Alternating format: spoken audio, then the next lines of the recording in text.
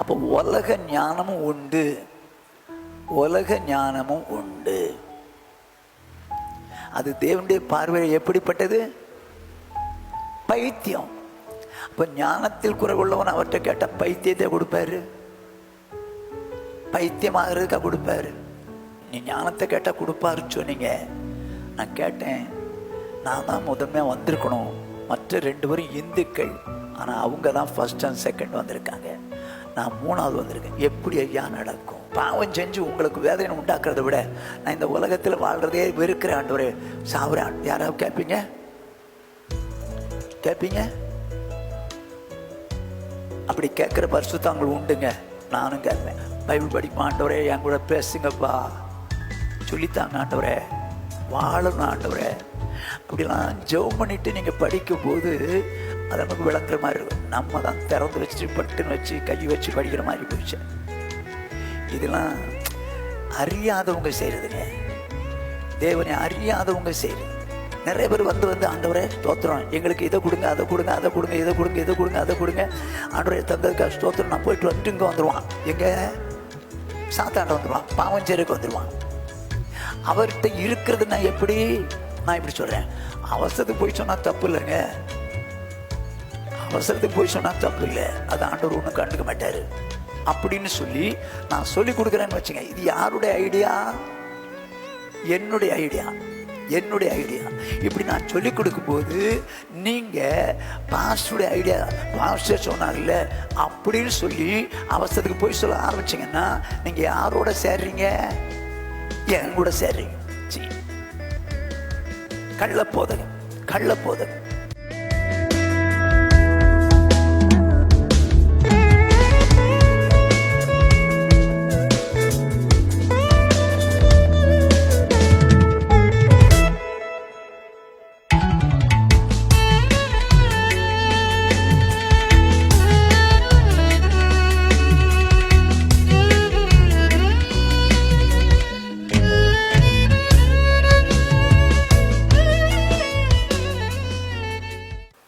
எங்களை நேசிக்கிற எங்கள் மகா பரிசுத்தமுள்ள எங்கள் பரலோக பிதாவே, உம்முடைய பரிசுத்தமுள்ள நாமத்தை வாழ்த்தி ஸ்தோத்திரிக்கிறோம். கிருபையும் இரக்கமுள்ள தேவனே ஸ்தோத்திரிக்கிறோம். ஆண்டவரே, இந்த மாலை வேளையிலும் கூட நாங்கள் உம்முடைய வேதத்தை ஆராய்ந்து பார்க்கும்படி வந்திருக்கிறோம். தேவன் தாமே இந்த நாளில் நாங்கள் வேதத்தை ஆராய்ந்து பார்க்கும்போது அது எங்கள் வாழ்க்கைக்கு பிரயோஜனமாக இருக்கட்டும். நாங்கள் கற்றுக்கொள்ள உணர்வுதாரும், வாழ கிருபைதாரும். இயேசு கிறிஸ்துவின் இன்ப நாமத்தில் பிதாவே, ஆமென். கர்த்தருடைய பரிசுத்த நாமத்திற்கு மகிமை உண்டாகட்டும். நீதிமான் என்கிற தலைப்பின் கீழே தியானிக்க போகிறோம். இந்த உலகத்திலே எல்லாரும் பாவம் செய்து தெய்வ மகிமை அற்று போனார்கள். அப்படி இருக்க நீதிமான் ஒருவனும் இல்லை என்று எழுதியிருக்கிறபடி இந்த உலகத்தில் நீதிமான்கிறது யாருமே கிடையாது. ஆனாலும் தேவன் இந்த உலகத்தை ரட்சிக்கும்படிக்கு ஆண்டவராய் இயேசு கிறிஸ்துவை இந்த உலகத்திற்கு அனுப்பினார். அவர் நம்முடைய பாவங்களுக்காக அடிக்கப்பட்டு நொறுக்கப்பட்டு இரத்தம் சிந்தி மரித்து 3ஆம் நாள் உயிரோடு எழுப்பினார். வேதம் எப்படி சொல்கிறது?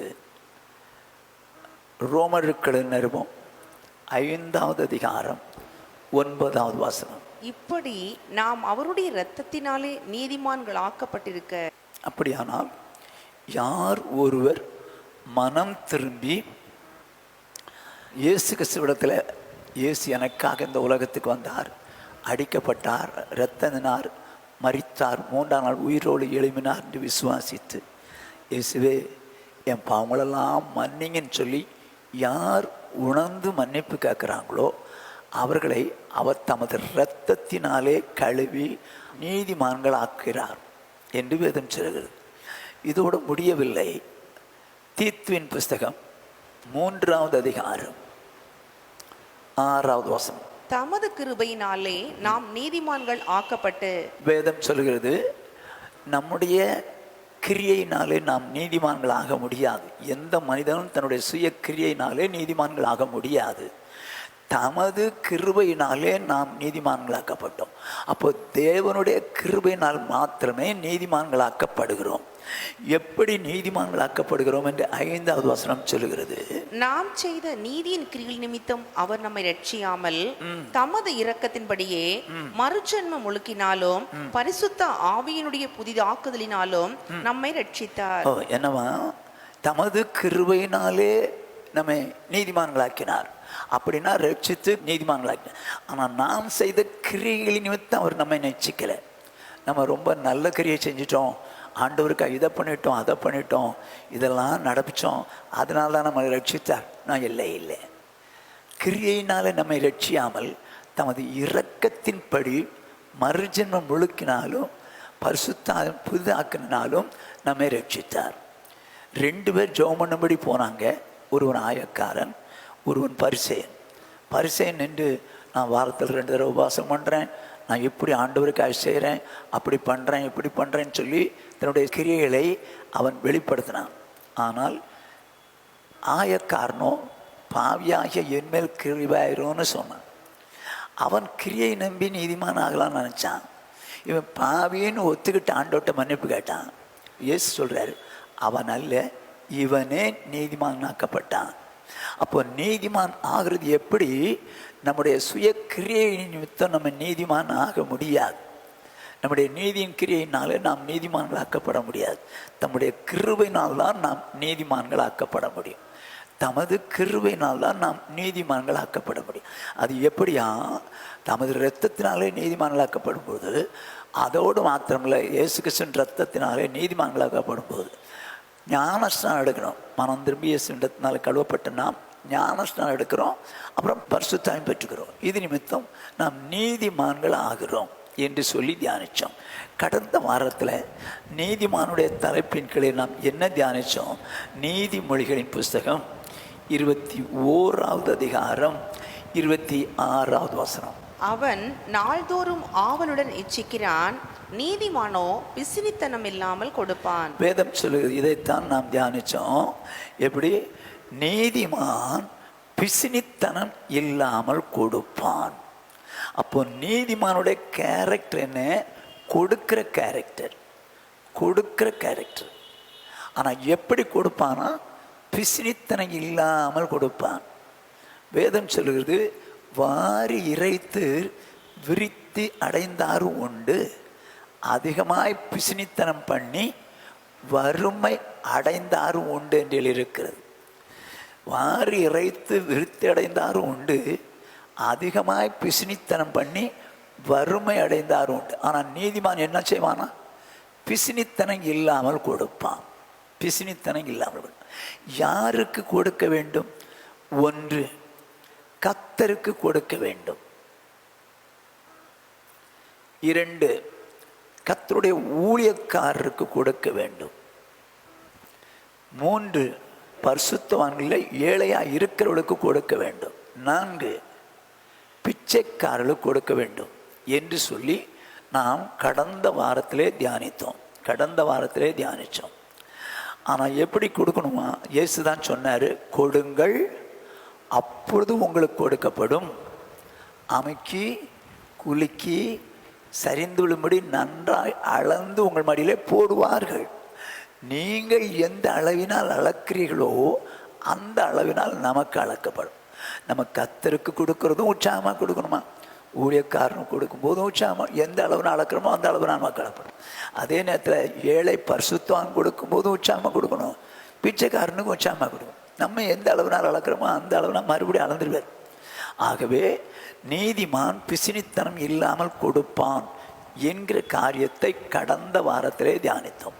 இந்த வாரத்திலே நீதிமொழிகளின் புஸ்தகம், நீதிமான் தலைப்பின் கீழே இந்த வாரத்திலே நாம் தியானிக்க போகிறது என்ன? நீதிமொழிகளின் புஸ்தகம் 2வது அதிகாரம் 7வது வசனம்.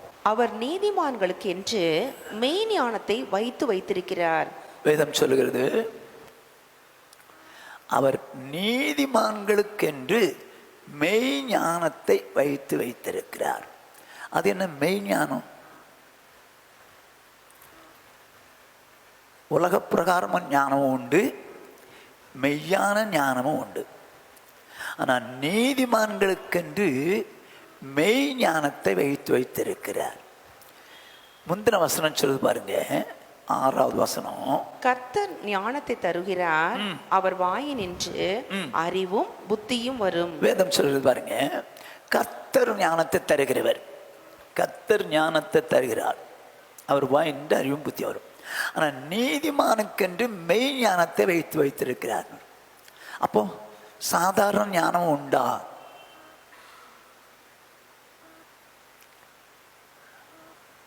மெய் ஞானம் என்பது என்ன? இப்போ எல்லாரும் நம்ம பிள்ளைகளுக்கு சொல்லிக் கொடுப்போம். யாக்கோபு நிருபம் 1வது அதிகாரம் 5வது 6வது வசனங்கள். உங்களில் ஒருவன் ஞானத்தில் குறைவுள்ளவனாயிருந்தால் யாவருக்கும் சம்பூர்ணமாய் கொடுக்கிறவரும் ஒருவரையும் கடிந்து கொள்ளாதவருமாகிய தேவனிடத்தில் கேட்க கடவன், அப்பொழுது அவனுக்கு கொடுக்கப்படும். ஆனாலும் அவன் எவ்வளவாகிலும் சந்தேகப்படாமல் விசுவாசத்தோட கேட்க கடவன். சந்தேகப்படுகிறவன் காற்றினால் அடிபட்டு அலைகிற கடலின் அலைக்கு ஒப்பாயிருக்கிறான். உங்களில் ஒருவன் ஞானத்தில் குறைவுள்ளவனாயிருந்தால் யாவருக்கும் சம்பூர்ணமாய் கொடுக்கிறவரும் ஒருவரையும் கடிந்து கொள்ளாதவருமாகிய தேவனிடத்தில் கேட்க கடவன். அப்படின்னா என்ன?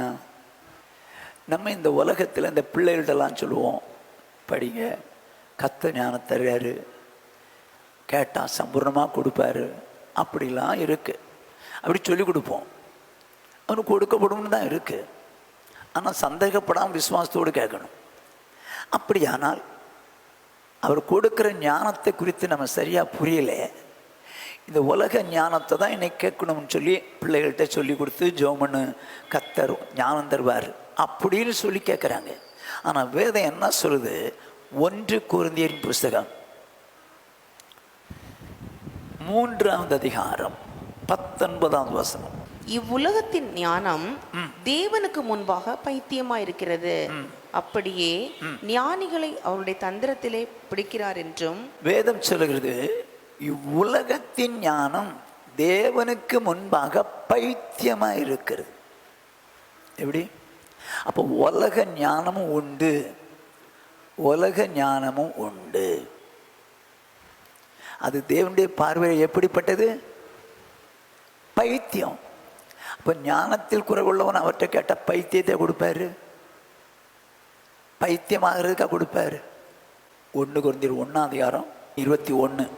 எப்படி எனில் தேவ ஞானத்துக்கு ஏற்றபடி உலகமானது சுய ஞானத்தினாலே தேவனை அறியாதிருக்கையில். போதும். என்னவா? தேவன் ஞானத்துக்கு ஏற்றபடி உலகமானது சுய ஞானத்தினாலே தேவனை அறியாதிருக்கையில். அப்போ உலக ஞானத்தினால தேவனை அறிய முடியாது. அப்போ இந்த உலக ஞானத்தை கேட்டால் கொடுக்குறாரு, அது பைத்தியம் இருக்குது, தேவனுக்கும் தான். அப்போ அதை ஏன் கொடுக்குறாரு? சாலமோனு கொடுத்தாரு, ஆட்சி செய்வதற்காக கொடுத்தாருன்னு இருக்கு, இல்லைன்னு சொல்ல வரல. ஆனால் தேவனுடைய பார்வையில் உலக ஞானம் பைத்தியம்னு இருக்குது. பைத்தியமான ஞானத்தை கேட்குறவங்களுக்கு கொடுப்பாரா? எனக்கு தெரிஞ்சு. ஆனால் நீதிமானுக்கு மெய் ஞானம் கொடுக்கப்பட்டிருக்கு, மெய் ஞானம். இப்போ எல்லாரும், அதாவது ஒரு ஊழியக்காரர் ஒரு இந்து தம்பிக்கிட்ட சுவிசேஷம் சொல்லி ஆண்டவர்கிட்ட கொண்டு வந்துட்டார். அவர் கொண்டு வந்த பிறகு அவர் சொல்கிறாரு, தம்பி நீ ஆண்டவர்கிட்ட ஞானத்தை கேளு, ஆண்டவர் ஞானம் தருவார் அப்படின்னு சொல்லி கேட்க. ஏன்னா கர்த்தர் ஞானத்தை தருகிறாருன்னு இருக்குது. ஞானத்தில் குறைவுள்ளவனாக இருக்கிறவன் எல்லாருக்கும் சம்பூர்ணமாய் கொடுக்குற வரத்தில் கேட்கிறவன் இருக்குது அப்படின்னு சொல்ல, இவனை என்ன பண்ணிட்டான்? நல்லா கேட்டான். இது பாலிடெக்னிக்கில் நடந்த சம்பவம். அவன் நல்லா படிக்கிறான், இவன் தேவனுடைய பிள்ளை, இவன் நல்ல மார்க் எடுத்து முதன்மையாக வந்துடுவான் அப்படின்னு சொல்லி அந்த ஊழியக்காரர் என்கரேஜ் பண்ணியிருக்கிறார். ஆனால் அவன் 3வது ரேங்க் வந்திருக்கிறான். மற்ற 2 பேரும் இந்துக்கள் ஃபர்ஸ்ட் செகண்ட் ரேங்கில். இந்துக்கள். இப்போ இவனுக்கு பெரிய ஆச்சரியம், தேவன் தானே ஞானத்தை தருவர். அப்படி இருக்க நான் தேவனுடைய பிள்ளை, எனக்கு தானே கொடுத்துருக்கணும். அப்போ அவனுக்கு எப்படி கொடுக்கலாம்? ரட்சிப்பிலே சந்தேகம் வந்து ஆரம்பிச்சிச்சு. அப்போது நம்ம அவருடைய பிள்ளையானது வேஸ்ட் மாதிரி தெரியுதே, நான் அவருடைய பிள்ளையானது வேஸ்ட் மாதிரி தெரியுதே அப்படின்னு சொல்லி ரொம்ப வேதனைப்பட்டு அந்த ஊழியக்காரருக்கு ஃபோன் அடிச்சிட்டான். ஐயா, இப்படி சொன்னீங்க, நீ ஞானத்தை கேட்டால் கொடுப்பாருன்னு சொன்னீங்க. நான் கேட்டேன், நான் தான் முதன்மையாக வந்திருக்கணும், மற்ற 2 பேரும் இந்துக்கள், ஆனால் அவங்க தான் ஃபஸ்ட் அண்ட் செகண்ட் வந்திருக்காங்க, நான் 3ஆவது வந்திருக்கேன், எப்படி ஐயா நடக்கும் அப்படின்னு சொல்லி கேட்க. இது நானே கேட்குறேன், இது எப்படி நடக்கும்? நம்ம தேவனுடைய பிள்ளைகள் ரட்சிக்கப்பட்டிருக்காங்க, கல்லூரியில் படிக்கிறான், இல்லை ஸ்கூலில் படிக்கிறாங்க, ரட்சிக்கப்படுங்க, நமக்கு தான் நம்ம ஃபஸ்ட் வரணும், உலகத்தான் ஃபஸ்ட் வரானோ, எப்படி எப்படி? வேதம் சொல்லுகிறது, அப்போஸ்தலர் நடபடிகளின் புஸ்தகம் 17வது அதிகாரம் 25வது வசனம். எல்லாருக்கும் ஜீவனையும் சுவாசத்தையும் சகலத்தையும் கொடுக்கிற அவர். போதும். வேதம் என்ன சொல்லு பாருங்க, எல்லாருக்கும் ஜீவனையும் சுவாசத்தையும் சகலத்தையும் கொடுக்கிற அவர். என்னமா? எல்லாருக்கும் ஜீவனை கொடுத்தவர் அவர் தான்.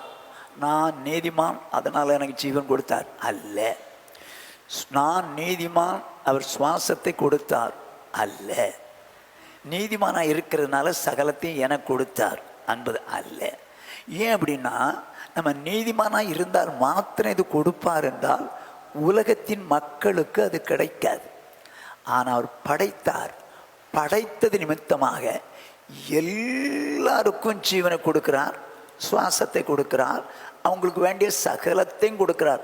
அதில் ஞானமும் உள்ளடங்கினது. எல்லாமே அவர் தான் கொடுக்கிறார். அவர் பட்சபாதம் பண்றவர்களை படைச்சாச்சு, அதனால எல்லாரும் கொடுக்கிறார். அப்படி இருக்க இந்த உலக ஞானம் தேவனுக்கு முன்பாக பைத்தியம் என்று இருக்கிறது. அப்போ தேவனுடைய மனுஷன் நீதிமான் உலக ஞானத்தின் காரியத்தை கேட்பான். இப்போ இந்த உலக ஞானம் எப்படிப்பட்ட கேரக்டர் உடையதுன்னு சொல்றேன். யாக்கோபு நிருபம் 3வது அதிகாரம் 15வது வசனம். இப்படிப்பட்ட ஞானம், இப்படிப்பட்ட ஞானம், இந்த ஞானம் பரத்திலிருந்து இறங்கி வருகிற ஞானமா இராமல், பரத்திலிருந்து இறங்கி வருகிற ஞானமா இராமல், லௌகிக சம்பந்தமானதும், அதாவது உலகத்துக்கு சம்பந்தமானதும், ஜென்ம சுபாவத்துக்கு உரியதும், பேய்த்தனத்துக்கு அடுத்ததுமா இருக்கிறது. ஐயையோ, என்னவா இப்படிப்பட்ட ஞானம்? அப்ப இது ஒரு ஞானம் இருக்கத்தான் செய்யுது, உலகத்தில் ஒரு ஞானம் இருக்கத்தான் செய்யுது. இது உலக பிரகாரமான ஞானம். இது பரத்திலிருந்து இறங்கி வரவில்லை, தேவனிடத்திலிருந்து இறங்கி வராத ஞானம். தேவனிடத்திலிருந்து இறங்கி வராமல் என்னவா, லௌகிக சம்பந்தம், உலக சம்பந்தமான ஞானம். இது ஜென்ம சுபாவத்துக்குரிய ஞானம். அடுத்தது இந்த ஞானம் எங்க உள்ளது? பேய்த்தனத்துக்குரியது. இதுவும் ஞானம் தானே. இது எந்த ஞானம்? உலக ஞானம். இந்த உலக ஞானம் இருக்குதே, இந்த உலக ஞானம் லௌகிக சம்பந்தமானது, ஜென்ம சுபாவத்துக்குரியது. ரட்சிக்கப்படும்னால நம்ம ஜென்ம சுபாவம் இருக்குல்ல, அதுக்குரியது. அடுத்தது பேய்த்தனத்துக்குரிய ஞானம். இது கொடுப்பாரா? இது பரத்திலிருந்து இறங்கி வருகிற ஞானமா இராமல். அப்ப இந்த ஞானம் பரத்திலிருந்து வருகிறது அல்ல, தேவன் கொடுக்கிற ஞானம் அல்ல. எல்லாருக்கும் கொடுக்கிறார். ஞானம் எல்லாருக்கும் கொடுக்குறாரு. எல்லாருக்கும் ஜீவனையும் சுவாசத்தையும் சகலவற்றையும் கொடுக்கறது போல இதுவும் கொடுக்குறாரு. சரிதானே? ஆனால் இப்போ 14வது வசனத்தை வாசிப்போம். உங்கள் இருதயத்திலே கசப்பான வைராக்கியத்தையும் விரோதத்தையும் வைத்தீர்களானால் நீங்கள் பெருமை பாராட்டாதிருங்கள், சத்தியத்திற்கு விரோதமாய் பொய் சொல்லாமலும் இருங்கள். என்ன சொல்றாரு? இப்ப இந்த உலக ஞானம், பேய்த்தனத்துக்குரிய ஞானம், லௌகிக சம்பந்தமான ஞானம், இந்த ஞானத்தை உடையவர்கள் எப்படிப்பட்ட கேரக்டர் உடையவர்களாக இருப்பார்கள்ன்றதை கவனிச்சிங்க. எப்படி? உலக ஞானம், பேய்த்தனத்துக்குரிய ஞானம், அடுத்து லௌகிக சம்பந்தமான ஞானம். இது பேய்த்தனத்துக்குரியது, சாத்தானுக்குரியது. இந்த ஞானம் உள்ளவருடைய கேரக்டரை கொஞ்சம் கவனிச்சிங்க. கசப்பு, இருதயத்திலே கசப்பு வைப்பாங்க, வைராக்கியம் இருக்கும், விரோதம் இருக்கும், பெருமை இருக்கும், பொய்யும் சொல்லுவான், இதெல்லாம் இருக்கும். இதெல்லாம் பரத்திலிருந்து வருகிற ஞானம் அல்ல, அல்ல, அல்ல. ரொம்ப ஞானம் இருக்குன்னு உலகத்தான் சொல்றான் பார்த்தீங்களா? அது லௌகிக ஞானம், பேய்த்தனத்துக்குரியது, அடுத்து ஜென்ம சுவாபத்துக்குரியது. ஒருத்தனுக்கு இருந்து அடுத்தவனுக்கு வந்துக்கிட்டே இருக்கும். இந்த ஞானம் பரத்திலிருந்து வந்தது அல்ல, அல்ல, அல்ல. அப்ப இந்த ஞானம் தேவன் கொடுக்கல, இந்த ஞானம் கொடுக்கல. நீதிமானுக்கென்று மெய் ஞானம் கொடுக்கிறார். இது லௌகிக ஞானம், பேய்த்தனத்துக்குரியது, அடுத்து ஜென்ம சுவாபத்துக்குரியது. இது அவர் கொடுக்கல. ஜென்ம சுவாபத்தில் இது இருக்குது, இந்த ஞானம் இருக்குது. அந்த சுவாபம் உடையவங்க எப்படிப்பட்ட கேரக்டருடைய இருப்பாங்க? கசப்பு, இருதயத்தில் கசப்பு வச்சிருப்பாங்க, வைராக்கியத்தை வச்சிருப்பாங்க, விரோதத்தை வச்சிருப்பாங்க, பெருமை வச்சிருப்பாங்க, சத்தியத்துக்கு விரோதமாக பொய்யும் சொல்லுவாங்க, எல்லாம் செய்யும். இதை தேவன் தரவில்லை. இந்த ஞானத்தை தேவன் தரவில்லை. இது பேய்த்தனத்துக்குரியது. ஆகவே தேவன் இந்த ஞானத்தை கொடுக்கவில்லை. வேதம் என்ன சொல்லுகிறது? நீதிமொழிகளின் புஸ்தகம், அப்படியானால் நீதிமானுக்கென்று மெய்ஞானம் வச்சிருக்கிறார். நீதிமொழியின் புஸ்தகம் 2வது அதிகாரம் 7வது வசனம். அவர் நீதிமான்களுக்கென்று மெய்ஞானத்தை வைத்திருக்கிறார். இப்ப நீதிமானுக்கென்று மெய்ஞானத்தை வைத்திருக்கிறார். சரியா? இந்த மெய்ஞானம் எப்படிப்பட்டது? இந்த நீதிமானுக்கென்று மெய்ஞானம் வைத்திருக்கிறாரே, இது எப்படிப்பட்டது?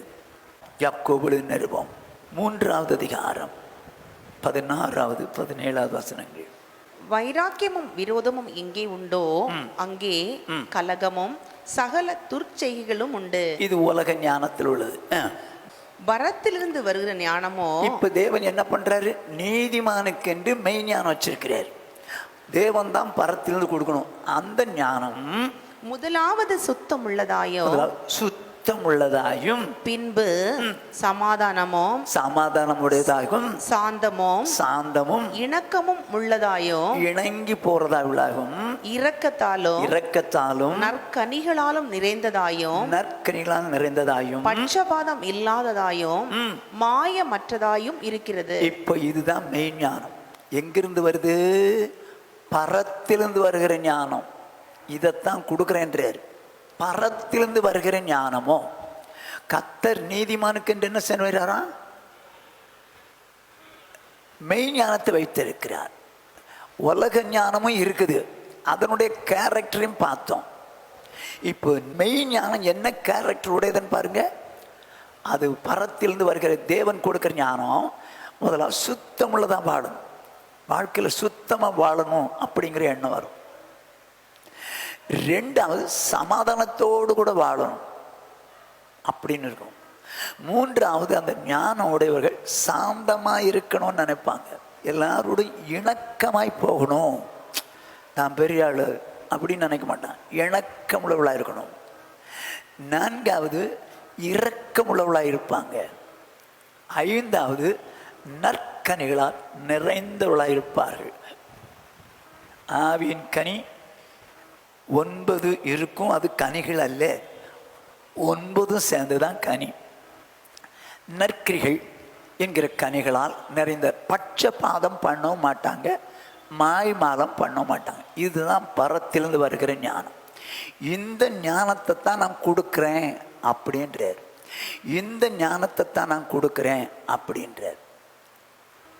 அப்போ நம்ம நீதிமானுக்கென்று இந்த ஞானம் கொடுத்தா நம்ம கேரக்டர் எப்படி மாறணும்?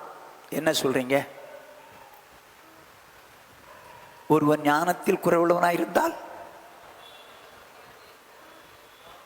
யாவருக்கும் சம்பரணமாய் கொடுக்கிறவர் ஒருவரையும் கடிந்து கொள்ளாதவனாக தேவனிடத்தில் கேட்கிறவன். அப்ப எந்த ஞானத்தை கேட்க போறீங்க? எந்த ஞானத்தை கேட்க போறீங்க? உலக ஞானத்தையா? அது உலக ஞானம் லௌகிக சம்பந்தமானது, பேய்த்தனத்துக்குரியது. அதனுடைய கேரக்டர் வேற. அதையா கேட்க போறீங்க? இல்லை ஆண்டவரே, இந்த நீதிமானுக்கென்று மெய் ஞானம் வச்சுருங்களே, பரத்திலிருந்து வருகிற ஞானம் இருக்குதே, அதை தாங்கப்பா அப்படின்னு கேட்கணும். நான் ஜெபம் பண்ணும்போது அப்படி கேட்பேன், ஆண்டவரே நான் ஞானத்தில் குறைவுள்ளவன், நான் உலகத்து ஞானத்தை கேட்கல, உங்கள் ஞானத்தை எனக்கு வேணும், உங்கள் ஞானம் எனக்கு வேணும் அப்படின்னு நான் கேட்பேன். தெய்வீக ஞானம் எனக்கு வேணும் ஆண்டவரே அப்படி தான் கேட்பேன். அதில் எனக்கு இந்த உலக ஞானத்தை வச்சு நான் என்ன பண்ணட்டும்? உலக ஞானம் கேரக்டரே வேற மாதிரி கொண்டு போயிருது. அது எங்க உள்ளது? பேய்த்தனத்துக்குரியது, பேய்த்தனத்துக்குரியது, அது சாத்தானுக்குரியது. ஆனா பரத்திலிருந்து வரும் ஞானமோ சுத்தம், சமாதானம், சாந்தம், இணக்கம், இரக்கம், நற்கனி கிடந்தது, பட்சபாதம் எல்லாம் மாய்மானம் இல்லாமல் இருக்கும். இந்த ஞானத்தை பரத்திலிருந்து கொடுக்கிறார். இதைத்தான் நீதிமானுக்கு என்று வைக்கிறார். நீதிமானுக்கு மெய் ஞானத்தை கொடுக்கிறார் இருக்கே, இதுதான். இப்ப இந்த ஞானத்தை பெற்றுக்கொள்வது எப்படி? நீதிமான் கொடுக்கிறேன்ட்டார். சம்பூர்ணமாய் கொடுக்கிறவர் ஒருவரையும் கடிந்து கொள்ளாத அவரிடத்தில் கேட்க கடவன். அப்படி ஆனால் எப்படி கேட்கணும்? வசனம் உங்களுக்கு தெரியும், வாசிப்போம். யாக்கோபு 1ஆம் அதிகாரம் 5வது 6வது வசனங்கள். உங்களில் ஒருவன் ஞானத்தில் குறைவுள்ளவனா இருந்தால், எந்த ஞானத்தில? பரத்திலிருந்து வருகிற ஞானம். அந்த ஞானத்தில் குறைவுள்ளவனாய் இருந்தால், யாவருக்கும் சம்பூர்ணமாய் கொடுக்கிறவரும், யாவருக்கும் சம்பூர்ணமாய் கொடுக்கிறவரும், ஒருவரையும் கடிந்து கொள்ளாதவருமாகிய தேவனிடத்தில் கேட்க கடவன். அப்போ அவர் நீ ஏன் கேட்கிற? இந்த ஞானத்தை நீ ஏன் கேட்கிற? அப்படிலாம் கடிந்து கொள்ள மாட்டார். யாவருக்கும் சம்பூர்ணமாய் கொடுக்கிறவரும் ஒருவரையும் கடிந்து கொள்ளாதவருமாகிய அவரிடத்தை கேட்கணுமா? அப்போ இந்த ஞானம் தாங்க ஆண்டவரே, எனக்கு அந்த பரத்திலிருந்து வருகிற ஞானம், அந்த தெய்வீக ஞானம் ஆண்டவரே எனக்கு வேணும்பா, எனக்கு வேணும்பான்னு கேட்கும்போது பரத்திலிருந்து வருகிற ஞானம் கேரக்டரே வேற, அந்த ஞானத்தை தருகிறார். ஆனா எப்படி கேட்கணுமா? அடுத்த வசனம், ஆனாலும் அவன் எவ்வளவாகிலும் சந்தேகப்படாமல் விசுவாசத்தோட கேட்க கடவன். ஓஹோ, என்ன சொல்லுது பாருங்க. அவன் எவ்வளவாகிலும் சந்தேகப்படாமல் விசுவாசத்தோடு கேட்கிறவன். சந்தேகப்படுகிறவன் காற்றினால் அடிபட்டு அலைகிற கடலின் அலைக்கு ஒப்பாயிருக்கிறான். இப்ப இந்த ஞானத்தை கேட்கணும், பரத்திலிருந்து வருகிற ஞானம் கேட்கணும். ஃபர்ஸ்ட் பாயிண்ட், இந்த ஞானம் எப்படி கிடைக்கும்னா நம்ம கேட்கிறவனுக்கு கொடுக்கிறார்.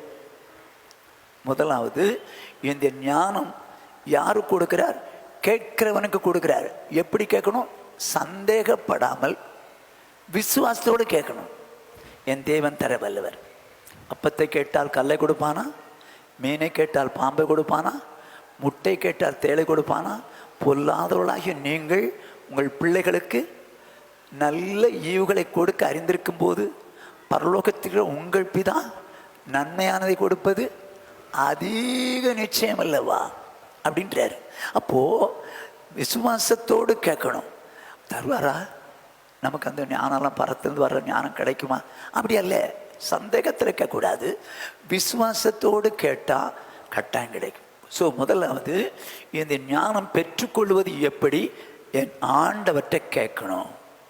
ரெண்டாவதாக, நீதிமொழிகளின் புஸ்தகம் 1 கர்த்தருக்கு பயப்படுதலே ஞானத்தின் ஆரம்பம். இப்போ ஞானம் எப்போ ஆரம்பிக்குது பாருங்க. இந்த மெய் ஞானம், நீதிமானுக்கு என்று மெய் ஞானம் வச்சிருக்கிறாரு. இந்த மெய் ஞானம் எப்போ கிடைக்குது? கர்த்தருக்கு பயப்படுகிறதுனால தான் ஞானமே ஆரம்பிக்குது. ஒன்று கேட்கணும், 2 கர்த்தருக்கு பயப்படுகிறது ஞானத்தின் ஆரம்பம். ஞானம் ஆரம்பிக்கிறதே எங்கே தான்? கர்த்தருக்கு பயப்படுற பயம் வரும்போதான். அப்ப கர்த்தருக்கு பயப்படுற பயம்னா என்ன? நீதிமொழிகள் 8 தீமையை வெறுப்பதே கர்த்தருக்கு பயப்படும் பயம். போதும். என்ன சொல்றாரு? தீமையை வெறுப்பதே கர்த்தருக்கு பயப்படும் பயம். அப்போ ஞானத்தை தேவன் கொடுக்கிறார், மெய் ஞானத்தை தேவன் கொடுக்கிறார். எப்போ கொடுப்பார்? 1 கேட்கும்போது கொடுக்கிறார். 2 எப்படி கிடைக்குது? கர்த்தருக்கு பயப்படுகிறதுனாலே ஞானம் வருது. கர்த்தர் பயப்படுறது ஞானத்தின் ஆரம்பம். அப்போ கர்த்தர் பயப்படுறது ஞானம் ஆரம்பிக்குது. எப்படி கர்த்தர் பயப்படுதல்னா என்ன? அப்படின்னா பாவம் எனக்கு வேண்டாம். மெய்யான ஞானம் நீதிமானாகிய உங்களுக்கோ எனக்கோ வேணும்னா கவனமாக கேட்டுங்க, பாவத்தை வெறுத்துடணும். நான் பாவம் செய்ய மாட்டேன், ஆனால் எனக்கு ஞானம் வேணும் ஆண்டவர், நான் பாவம் செய்வேன்னா அந்த ஞானம் வராது. பாவத்தை வெறுத்துடணும். வேண்டாம் ஆண்டவரே, எனக்கு பாவம் வேண்டாம் இந்த உலகத்தில். இப்படி கேட்குறேங்க. நான் பாவம் செஞ்சு உங்களுக்கு வேதனை உண்டாக்குறதை விட நான் இந்த உலகத்தில் வாழ்றதே வெறுக்கிறேன் ஆண்டவரே, சாவுறேன். யாராவது கேட்பீங்க?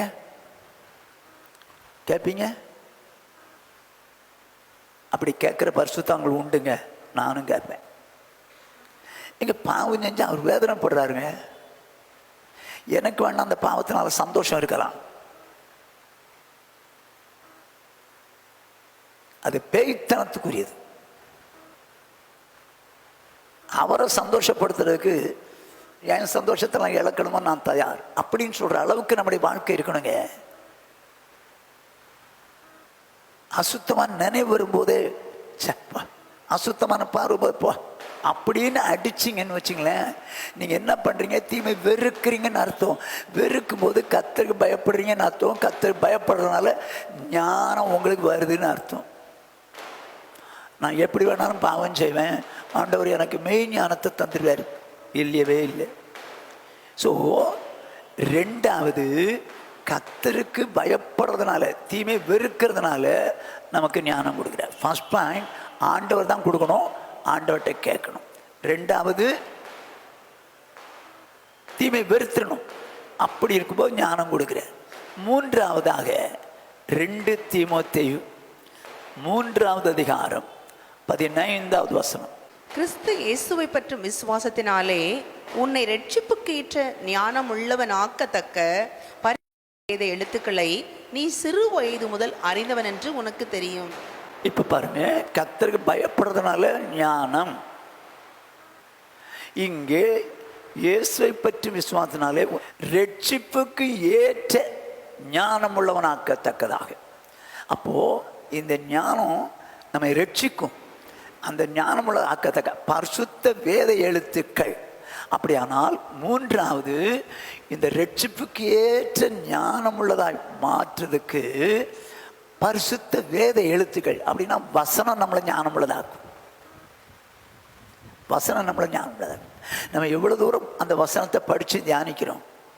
சும்மா நீதிமொழிகள் ஒரு அதிகாரம், நைட்டில் சங்கீதம் ஒரு அதிகாரம், முடிஞ்சு போச்சு, மேட்ரு முடிஞ்சு போச்சு.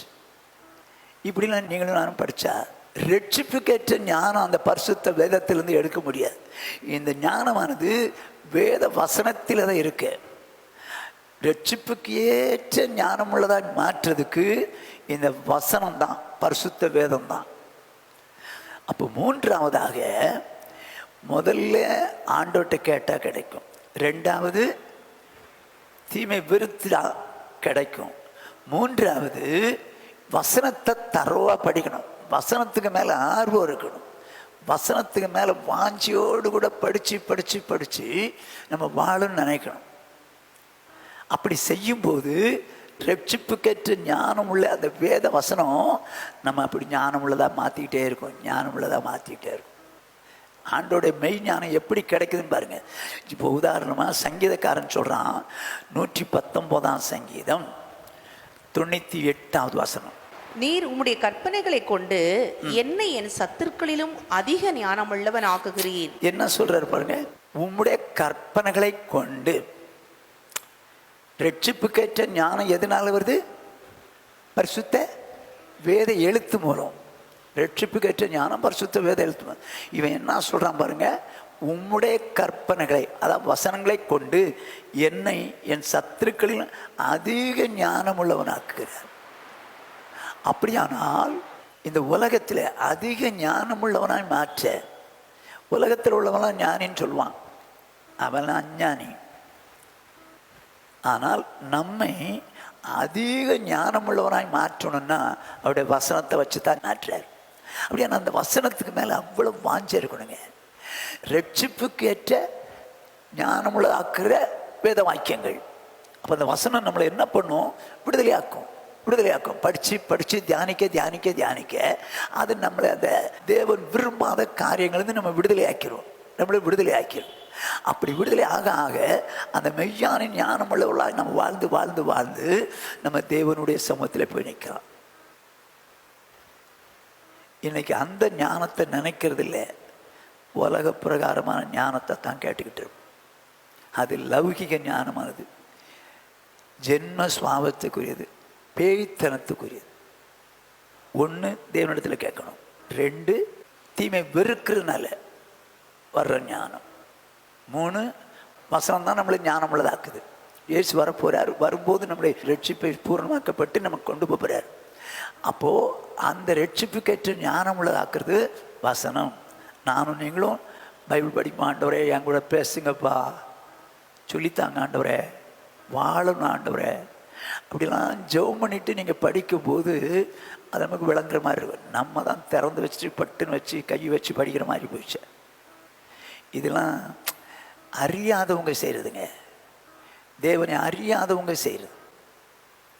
சும்மா திறந்தோம், ஏதோ ஒரு அதிகாரம் வச்சது, கையை வச்சோம், படித்தோம். இவங்கெல்லாம் தேவனை நேசித்து செய்கிறவங்க இல்லை. இவங்கெல்லாம் உலகத்தார் இப்படி தான் செய்வாங்க. ஆனால் நீங்களும் நானும்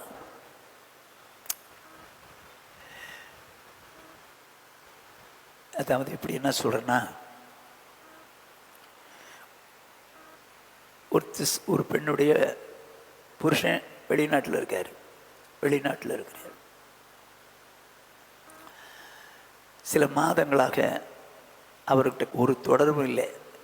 திடீர்னு சொல்லி அவர்கிட்ட ஒரு லெட்டர் வருது. பையன் கையில் கிடைக்குது, சின்ன பையன் கையில் கிடைச்சோன்னு, மாமி டேடி லெட்ரு மாமி அப்படின்னு சொல்லி கொண்டு வந்து கொடுக்குறான். கொடுத்த உடனே அவன் சொல்கிறான், நான் படிக்கிறேன், நான் படிச்சுட்டு கொடுக்குறேன்றான். நோ, நான் படிக்கிறேன். இவன் என்ன பண்ணா, சோறு வடிக்கிறதுக்கு அப்படி பாத்திரத்தை வடிக்கிறா, பானையை. இந்த லெட்டர்னு வந்த உடனே இந்த பானையை அப்படியே வச்சுட்டு லெட்டரை படிக்கிறா. அவ்வளவு சந்தோஷமாக படிக்கிறா. ஏன்னா புருஷன் லெட்டர் அவ்வளவு சந்தோஷமாக படிக்கிறா. மடியில் சொருவிட்டா, இடுப்பில் திரும்ப போகிறா.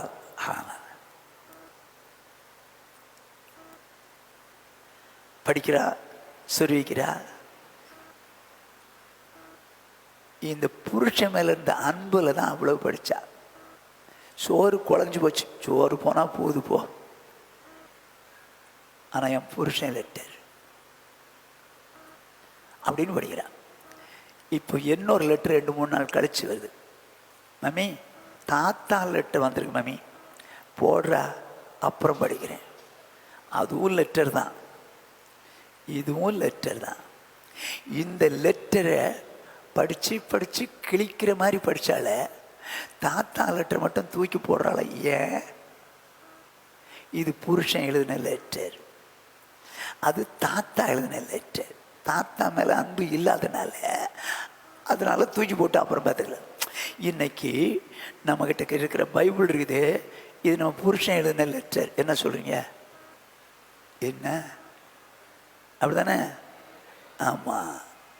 ஆட்டுக்குட்டியானவரின் கல்யாணம் வந்தது, மனைவி தன்னை ஆயத்தப்படுத்தினாள். அப்படின்னு அர்த்தம் என்ன? ஏற்கனவே நிச்சயம் ஆகிப்போச்சு. புருஷன் மனைவிங்கிற ஸ்தானத்துக்கு வந்துட்டாங்க. நீங்களும் நானும் இயேசுவுக்கு மனைவி. அப்போது இந்த வேத புஸ்தகம் யார் தந்தது? புருஷன் தந்தது. இப்போ நம்ம எப்படி படிக்கிறோம்? புருஷன் லெட்டர் மாதிரி படிக்கிறோமா, தாத்தா லெட்டர் மாதிரி படிக்கிறோமா?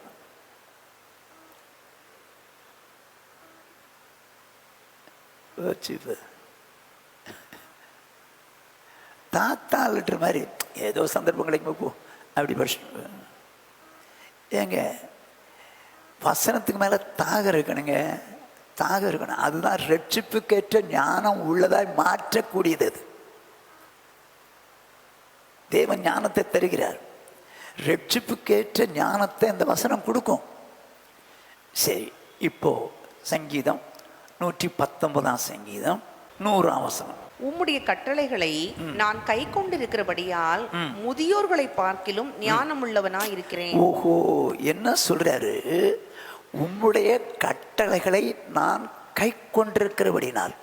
முதல்ல வேத வாக்கியங்களை அறியும்படி படிக்கிறோம். வேத வசனம் தான் நம்ம ஞானம் உள்ளதாக்குது.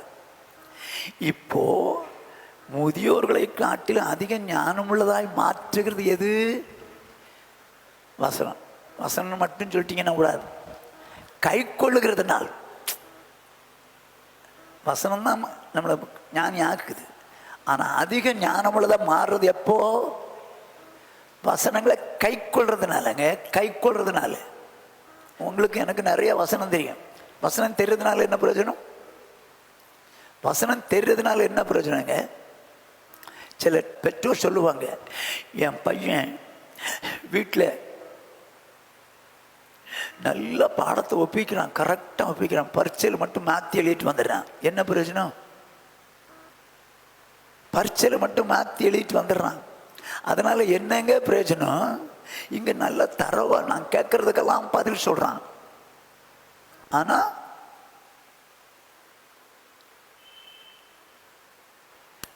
பரீட்சை வரும்போது மாற்றி எழுதிட்டு வந்துடுறான். அதனால என்ன பிரயோஜனம்? என்ன பிரயோஜனம்? அதே போல வசனம் நமக்கு தெரியும், ஆனால் வாழும்போது வசனத்துக்கு மாறா வாழ்றோம். அதனால என்ன பிரயோஜனம்? தேவன் தந்த ஞானத்தை ஒன்றில்லாமாக்குறமே. அதிக ஞானமுள்ள மாறுவது எப்போ? வசனத்தை கை கொள்ளுவதனால. கை கொள்ளுவதனாலே அதிக ஞானமுள்ளவர்களாய் மாறும். அப்போ தேவன் நீதிமானுக்கென்று மெய் ஞானத்தை வைத்திருக்கிறார்.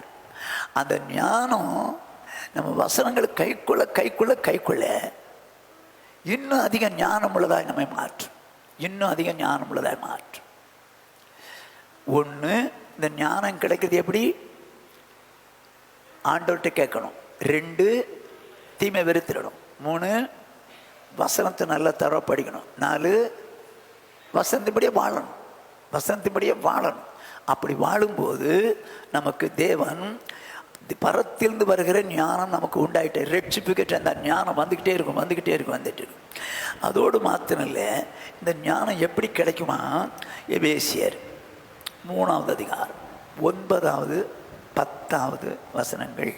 தேவன் நம்முடைய கர்த்தராகிய கிறிஸ்து இயேசுவுக்குள் கொண்டிருந்த அநாதி தீர்மானத்தின்படியே உன்னதங்களில் உள்ள துரைத்தனங்களுக்கும் அதிகாரங்களுக்கும் அவருடைய அனந்த ஞானமானது, அவருடைய உன்னதங்களில் உள்ள துரைத்தனங்களுக்கும் அதிகாரங்களுக்கும் அவருடைய அனந்த ஞானமானது சபையின் மூலமாய் இப்பொழுது தெரிய வரும் பொருட்டாக. ஓஹோ, இப்போ உன்னதத்தில் உள்ள அனந்த ஞானம் இயேசு கிறிஸ்துவில் இருந்த அந்த அனந்த ஞானம் எப்படி எங்கிருந்து வருது?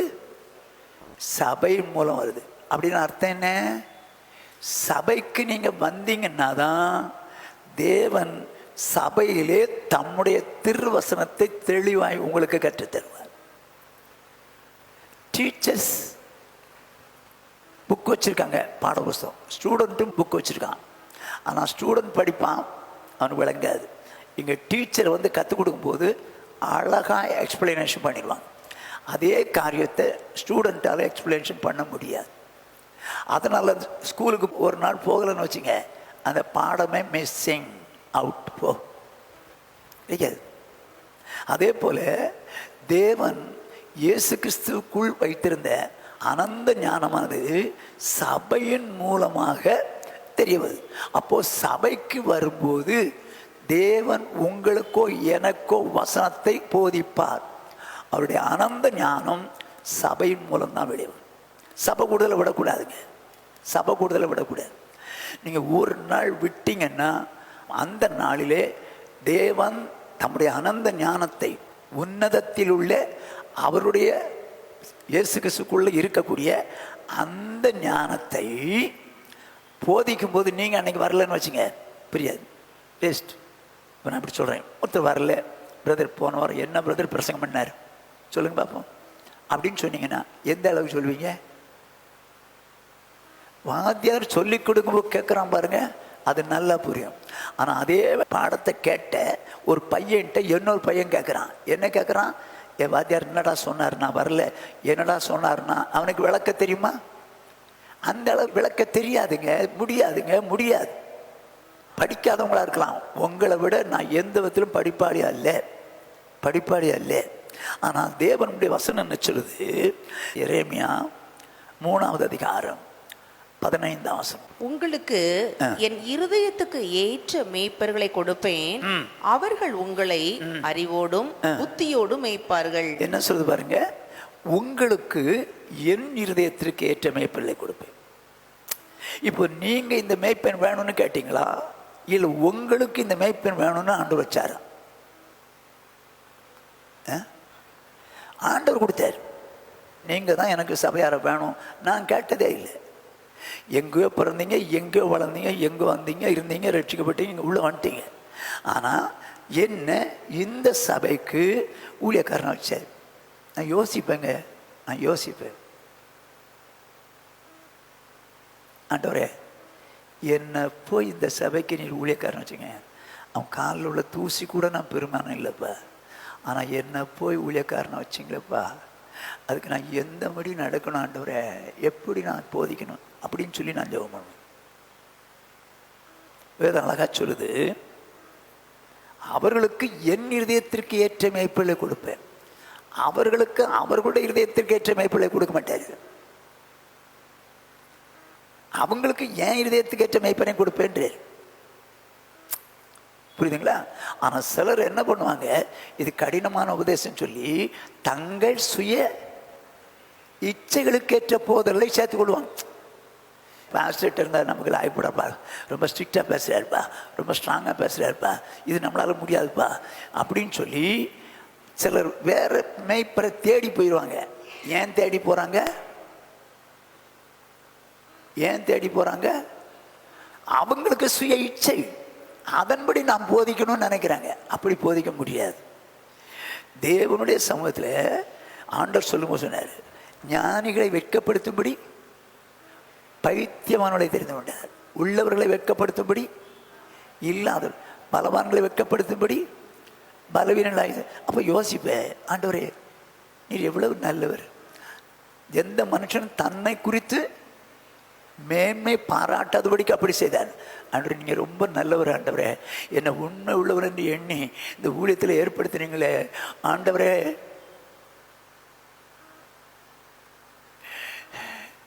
நான் நீங்கள் எதிர்பார்க்கிற உண்மை உள்ளவனாக இருக்கணும்பா, நீங்கள் எதிர்பார்க்கிற உண்மை உள்ள ஊழியக்காரனாக இருக்கணும் ஆண்டவர்னு தானே. நான் எதுக்கு சொல்கிறேன்னா, நான் உங்களுக்கு மேய்ப்பனாக இருக்கிறேன்னா வசனத்தை வசனமாக சொன்னாதான் நான் தேவனுடைய ஊழியக்காரனாக இருக்க முடியும். நான் உங்களை எனக்குன்னு சேர்க்க முடியாது. எனக்குன்னு சேர்க்கறது வேற, தேவனுக்கென்று சேர்க்கிறது வேற. இயேசு கிறிஸ்து என்ன சொன்னார்? என்னோடு இராதவன் எனக்கு விரோதியாக இருக்கிறான். லூக்கா 11:23 படிங்க. என்னோட இராதவன் எனக்கு விரோதியா இருக்கிறான், என்னோட சேர்க்காதவன் சிதறடிக்கிறான். ஓகே, என்ன சொல்றாரு? 2 பாயிண்ட். என்னோடு இராதவன் எனக்கு விரோதியாக இருக்கான், என்னோடு சேர்க்காதுன்னு. இப்போ இங்கே இயேசு, இங்கே சாத்தான், இங்கே பாவம் செய்கிறவங்களாம் இவங்கிட்ட இருக்கிறான், பாவம் செய்கிறவங்களாம் இவங்கிட்ட இருக்கிறான். ஆண்டவர் சொல்றாரு, என்னோடு என்கிட்ட வராதவன் சொல்லலை, என்கிட்ட வராதவன் எனக்கு விரோதின்னு சொல்லலை, என்னோடு இராதவன்.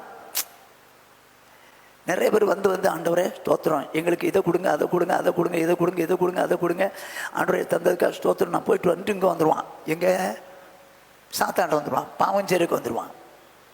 அவர்கிட்ட இருக்கிறது நான் எப்படி அங்கேருந்து வர்றான்? நான் ஒரு பாவி ஆண்டவரே, என் பாவங்களெல்லாம் மன்னிச்சிங்க, உங்களுடைய ரத்தத்தினால என்னை கழுவி சுத்தமாக்குங்க ஆண்டவரே, இப்படி நான் வாழ்ந்துட்டேன், நீ மன்னிச்சிங்கன்னு சொல்லி மன்னிப்பு கேட்டான். இப்போ என்ன பண்ணுறான்? இயேசு உள்ளத்தில் ஏற்றுக்கிறான். சரிதானா?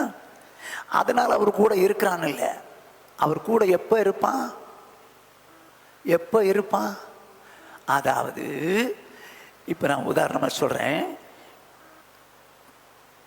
ஜாஷுவா இருக்கார், அவருடைய மனைவி பிரியா இருக்குது. பிரியா வாழ்ந்தது எங்கேயோ, ஸோ ஜாஷுவா வாழ்ந்தது எங்கேயோ.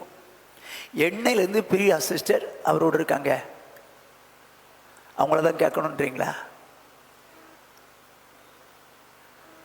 கல்யாணம் என்னைக்கு பண்ணினாங்களோ, உடன்படிக்கை பண்ணினாங்களோ, அன்னையிலேருந்து அந்த சௌரி அவரோடு இருக்கிறாங்க.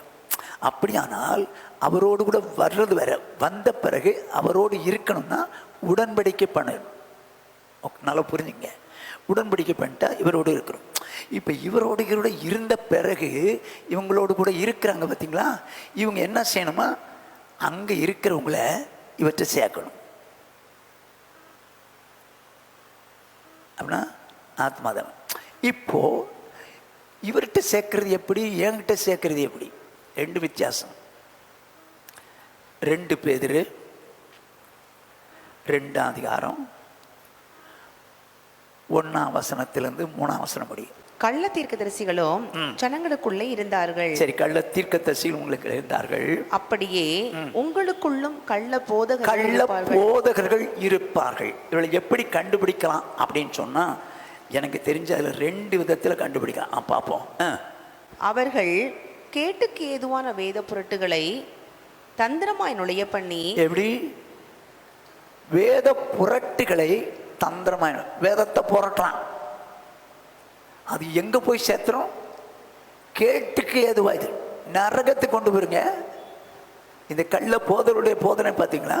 கேட்டுக்கு ஏதுவான வேத புரட்டுகளை தந்திரமாய் நுழைய பண்ணி தங்களை கிரயத்துக்கு கொண்ட ஆண்டவரை மறுதலித்து தங்களுக்கு தீவிரமான அழிவை வருவித்துக் கொள்ளுவார்கள். ஓகே, அவர்களுடைய கெட்ட நடக்கைகளை அநேகர் பின்பற்றுவார்கள். ஐயோ, கெட்ட நடக்கைகளை அநேகர் பின்பற்றுவார்கள். நம்ம பின்பற்ற வேண்டியது ஆண்டவருங்க, ஆண்டவரே. ஆனா கள்ள போதகளை பின்பற்றாங்க, வேதத்தை புரட்டி பேசிட்டு அதுக்கேற்ற மாதிரி வாழ்றான். அவங்களுடைய கெட்ட நடக்கை அநேகர் பின்பற்றாங்க.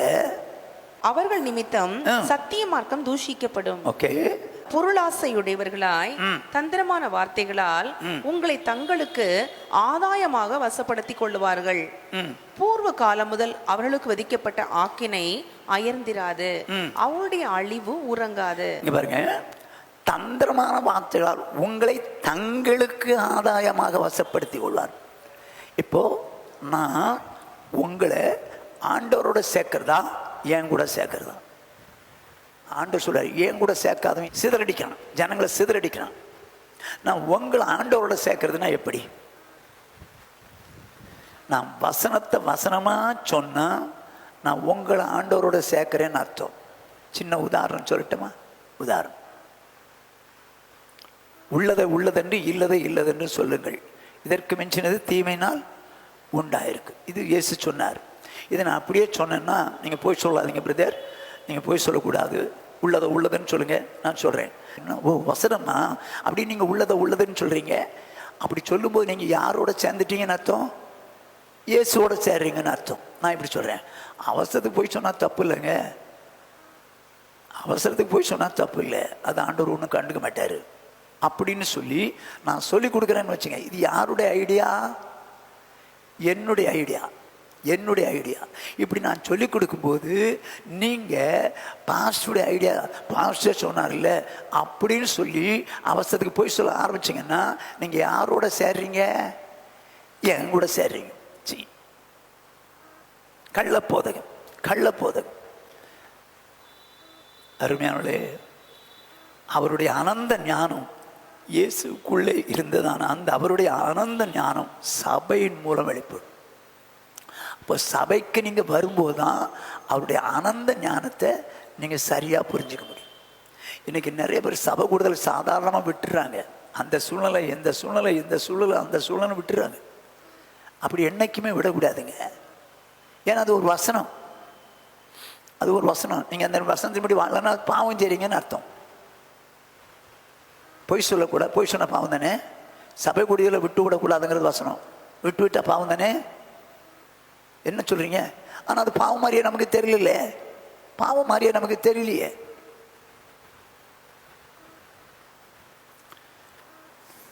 சொந்த அக்கா புருஷன் கடந்த 2 மாதம் இருக்கும்னு நினைக்கிறேன், 2 மாதம் 3 மாதம் இறந்துட்டார். சனிக்கிழமை காலையில் செய்தி கிடைக்குது.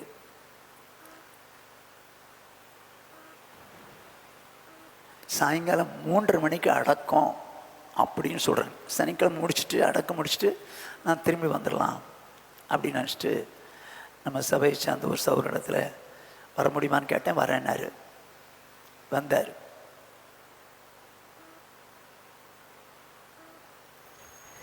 இங்கே கிட்டத்தட்ட நான் நினைக்கிறேன் 8:30 9 மணி புறப்பட்டுப்போம். அங்கே 3:30 மணிக்கெலாம் போய் சேர்ந்துட்டோம். 3:30 மணிக்கு சேர்ந்துட்டோம். பாடி வச்சுருக்குறாங்க. பாடியை பார்த்தேன். 1 hour இருந்தேன். அடுத்த நாள் எனக்கு 3 இடத்துல ஆராதனை நடத்தணும். நான் வந்தாகணும். நான் வராமல் மூப்பர்ட்டையோ இல்லை கிறிஸ்துவட்டையோ அங்கே நடத்திப்பா, மூப்பர் எங்கே நடத்துங்க நான் சொல்ல முடியும் தானே? முடியும் தானே? சொல்லியிருக்கலாம். இவ்வளோ தூரம் போகிறோம், நம்ம எப்படி வந்து சேருது? என் சொந்த வீட்டுக்காரங்களுக்கும் தெரியும், தம்பி அப்படிலாம் இருக்க மாட்டான். நான் சொன்னேன் எங்கள் அக்காட்ட, அக்கா கடைசியில் பார்த்துட்டு போகலான் தான் வந்தேன், எனக்கு டைம் ஆச்சு, நான் போகிறேன். சரிப்பா, இவ்வளோ தூரம் வந்து பார்த்துட்டு போனேன். 1 hour தாங்க இருந்தேன். 1 hour தான் இருந்தேன். சொந்த அக்கா புருஷங்க அடுத்த நாள் அடக்கம். எனக்கு அது முக்கியம் இல்லை, அது முக்கியம் இல்லை. என் தேவனுடைய ஆராதனை முக்கியம். நீங்கள் நினைப்பீங்க பாஸ்டருக்கு செய்தி கொடுக்கணும், அதனால தான் அவர் வந்தார். நீங்களும் வர வேண்டிய இல்லையோ? எனக்கு எப்படி சபை கூடுதல் முக்கியமோ அப்படி தானே உங்களுக்கும். 4:30 மணிக்கு புறப்பட்டு இங்கே 1:30 மணிக்கு வந்து சேர்ந்துட்டார். 4:30 மணிக்கு மறுபடியும் எழும்பணும். நான் எழும்பி என்ன பண்ணேன், சரி நடத்துங்க நான் வந்துடுறேன் அப்படின்னு சொல்லிட்டு அந்த மாதிரி. நான் எதுக்கு சொல்ல வரேன்னு கேளுங்க. அதாவது சபை கூடி வரதில் விடக்கூடாதுங்க. அவருடைய அனந்த ஞானம் அங்கே தாங்க வெளிப்படும். மெய்யான ஞானத்தை தருகிறாரே தேவன், சபைக்கு வரும்போது அந்த மெய்யான ஞானம் வெளிப்படும். ஸோ 5 எத்துல 1 ஆண்டவர்கிட்ட கேட்டால் அந்த மெய் ஞானம் கிடைக்கும். 2 கர்த்தருக்கு பயப்படுறதுனால தீமை வெறுக்கிறதுனால ஞானம் கிடைக்கும். 3 வசனத்தினாலே ஞானம் கிடைக்கும். 4வது வசனத்தை கை கொள்வதனால் ஞானம் கிடைக்கும். 5வது சபையில் வந்தால் ஞானம் கிடைக்கும். 6வது நீதிமொழிகளின் புஸ்தகம் 13வது அதிகாரம் 20வது வசனம். ஞானிகளுடைய சஞ்சரிக்கிறவன் ஞானம் அடைவான், மூடருக்கு தோழனோ நாசம் அடைவான். ஓஹோ, என்ன சொல்லுது பாருங்க. ஞானிகளோடு சஞ்சரிக்கிறவன் ஞானம் அடைவான். இந்த ஞானி யாரு? பரத்திலிருந்து கொடுக்கப்பட்ட ஞானம் உள்ளவன், நீதிமானாகிய தேவனுடைய பிள்ளைகள். அவங்க ஞானம் உள்ளவங்கள. அவங்க கூட சேர்ந்து போக போக என்ன வரும்? ஞானம் வரும். அப்படின்னா மூடனுக்கு தோழணும். மூடன்னா பாவத்தில் இருக்கிறவங்களுக்கு நீங்கள் தோழமை பண்ணிட்டீங்க. என் ஃப்ரெண்டு அவள் தான், என் ஃப்ரெண்டு இவன் தான் அப்படின்னு சொல்லி தோழமை பண்ணினீங்க. உங்க ஞானம் அவுட், முடிஞ்சு போச்சு கதை, பரிசுத்தம் போச்சு. அப்போ தேவனுடைய பிள்ளைகளோடு கூட ஐக்கியப்படணும். நீங்க இன்னும் ஞானம் அடையணும்னா தேவனுடைய பிள்ளைகளோடு கூட அதிகமாக ஐக்கியப்படணும். ஐக்கியப்படும் போது நான் சின்ன உதாரணம் சொல்றேன். நானும் இன்னொரு சவரும் போறோம். நான் திடீர்னு கீழே தடுக்கி விழுந்துட்டேன். அந்த பிரதர் தூக்கி எடுத்துருவார், கூட இருக்கவர். ஆனால் யாருமே இல்லை. நான் விழுறேன், யார் தூக்குவா? சான்ஸே இல்லை. அருமையானே, தேவனுடைய பிள்ளைகளோடு கூட ரொம்ப ஐக்கியப்படும். எப்பெல்லாம் சந்தர்ப்பம் கிடைக்குதோ அப்பெல்லாம் தேவனுடைய பிள்ளைகள், இந்த ப்ரேயர் மீட்டிங், பைபிள் ஸ்டடி, ஆராதனை, ஊழியம், இந்த மாதிரி காரியங்களில் எப்பப்பெல்லாம் நமக்கு டைம் கிடைக்குமோ அப்பப்பெல்லாம் தேவனுடைய பிள்ளைகளோடு கூட ஐக்கியப்படணும். இன்றைக்கி நிறைய பேர் ஐக்கியப்படுறது விரும்புறதில்லை. நான் உங்களோட போக மாட்டேன். நீங்கள் தேவனுடைய பிள்ளைகளோடு ஐக்கியப்பட அவங்க நம்ம வாழ்க்கையில் இருக்க ஒருவேளை ஏதாவது குறைகள் இருந்துச்சுன்னா, பிரதர் நம்ம அப்படி செய்யக்கூடாது, சிஸ்டர் நம்ம அப்படி பண்ணக்கூடாது, இப்படி பேசக்கூடாது அப்படின்னு சொல்லி கர்த்தருக்கு பயப்படுற அந்த காரியத்தை வெளிப்படுத்துவாங்க. அப்போது தேவனுடைய பிள்ளைகளோடு கூட ஐக்கியம் இருக்கணும். ஐக்கியம். அப்படி ஐக்கியப்படும் போது ஞானம் உண்டாகும். ஓகே, இப்போ ஒரு ஆதி காலத்தில் ஞானமுள்ளவன் எப்படி விழுந்து போனான் அப்படிங்கிறத வேதத்திலிருந்து சொல்கிறேன். எசேக்கியேல் தீர்க்கதரிசன புஸ்தகம் 28வது அதிகாரம் 12-15 வரைக்கும். மனுபுத்திரனே, நீ தீரு ராஜாவை குறித்து புலம்பி அவனை நோக்கி, கர்த்தராகிய ஆண்டவர் உரைக்கிறது என்னவென்றால். தீரு ராஜா என்பது அதாவது சொல்லுவாங்க சாத்தானை குறித்து சொல்லுகிற காரியம். கவனிச்சிங்க, அவனை பற்றி என்ன சொல்லுதுங்கிறத நான் இப்போ வாசிக்க சொல்கிறேன். தீரு ராஜா அப்படின்னு போட்டிருக்கு. இது ஏதோ ஒரு ராஜா இல்லை, சாத்தானை குறித்ததான காரியம். வாசிங்க இப்போ முதல்ல இருந்து. மனுபுத்திரனே, நீ தீரு ராஜாவை குறித்து புலம்பி அவனை நோக்கி, கர்த்தனாகிய ஆண்டவர் உரைக்கிறது என்னவென்றால், நீ விசித்திரமாய் செய்யப்பட்ட முத்திரை மோதிரம், நீ ஞானத்தால் நிறைந்தவன், பூர்ண அழகுள்ளவன். நீ ஞானத்தால் நிறைந்தவன், நீ பூர்ண அழகுள்ளவன். ஆண்டவர் எப்படி படைச்சிருக்கிறார் பாருங்க. நீ விசித்திரமாய் செய்யப்பட்ட முத்திரை மோதிரம். யார் சொல்றது? அந்த ராஜாவை குறித்து கர்த்தர் சொல்றாரு பாருங்க. நீ விசித்திரமாய் செய்யப்பட்ட முத்திரை மோதிரம், ஞானத்தால் நிறைந்தவன், பூர்ண அழகுள்ளவன். வாசிங்க. நீ தேவனுடைய தோட்டமாகிய ஏதேனில் இருந்தவன். பத்மராகம், புஷ்பராகம், வைரம், படிகப்பச்சை, கோமேதகம், யஸ்பி, இந்திரநீலம், மரகதம், மாணிக்கம் முதலான சகலவித ரத்தினங்களும் பொன்னும் உன்னை மூடிக்கொண்டிருக்கிறது. ஐயோ, எப்படிப்பட்ட ஒரு நிலைமையில் இருக்கிறான் பாருங்க. சாத்தான் அந்த காலத்தில் தேவன் படைச்சாரு. அந்த நாட்களில் தூதர்களில் ஒரு தூதன், இவன் தான். யார் தெரியுமா? லூசிஃபர். தமிழில் இருக்காது, ஆங்கிலத்தில் இருக்கும். லூசிஃபர்னு இருக்கும். ஏசாயா தீர்க்கதரிசன புஸ்தகத்தில் 14ஆம் அதிகாரத்தில். சரி, இப்போ பாருங்க, அந்த லூசிஃபர் தான் ஆண்டவர் பிரதான தூதனாக வச்சிருந்தார். ஆண்டவருக்கு தெரிகிறது எல்லாவற்றையும் எனக்கு சொல்லிட்டார். கவனமாக கேட்டுங்க. இப்போ அவன் பிஏ மாதிரி எல்லாம் அவனை எப்படி வச்சிருக்கார் பாருங்க, எப்படி உண்டாக்கியிருக்கார் பாருங்க. நீ சிருஷ்டிக்கப்பட்ட நாளிலே மேல வாக்கியங்களும் நாசங்களும் உன்னிடத்தில் ஆக்கியப்பட்டிருந்தது. அந்த அளவுக்கு பிரமாதமாக அவனை படைச்சி அவனை கூட வச்சிருந்தாருங்க. பிஏ மாதிரி வச்சிருந்தாரு. அவனுக்கு இந்த உலகத்தில் ஆரம்பிச்சிருந்து முடிவு வரைக்கும் எல்லாமே தெரியும். எல்லாம் தேவனுக்கு தெரியுமா? தேவனுக்கு தெரிஞ்ச எல்லாமே அவனுக்கு தெரியும். எல்லாமே அவனுக்கு தெரியும். உதாரணமாக சொல்றேன். யூதர்கள் இயேசுவை தேவகுமாரன் ஒத்துக்க மாட்டேன்ட்டாங்க. ஆனா சாத்தான், லேகியோன், பிசாசு பிடிச்சவன் என்ன சொல்றான்?